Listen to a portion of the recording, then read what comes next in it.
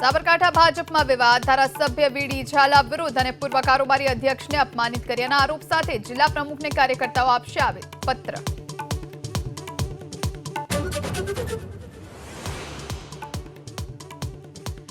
ગાંધીનગર લોકસભા વિસ્તારમાં ગૃહમંત્રી અમિત શાહના પ્રચંડ પ્રચારની તૈયારી. 15 એપ્રિલ આસપાસ ઉમેદવારી પત્ર પહેલા 7 રેલી અને રોડ શોનું આયોજન.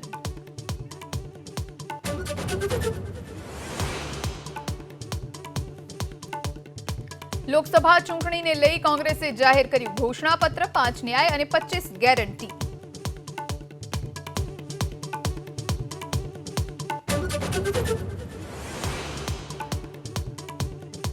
જામીન પર બહાર આવ્યા બાદ આપ સાંસદ સંજય સિંહનો ભાજપ પર મોટો આરોપ. કહ્યું ભાજપે કર્યું દારૂ કૌભાંડ. ભાજપના નજીકના સાંસદ મંગુટા રેડ્ડી છે મુખ્ય આરોપી. ભારે પવન ફૂંકાતા જૂનાગઢમાં ગિરનાર રોપવે બંધ. પ્રવાસીઓના હિતમાં લેવાયો નિર્ણય. વાતાવરણ સામાન્ય થયા બાદ ફરીથી રોપવે કરાશે શરૂ.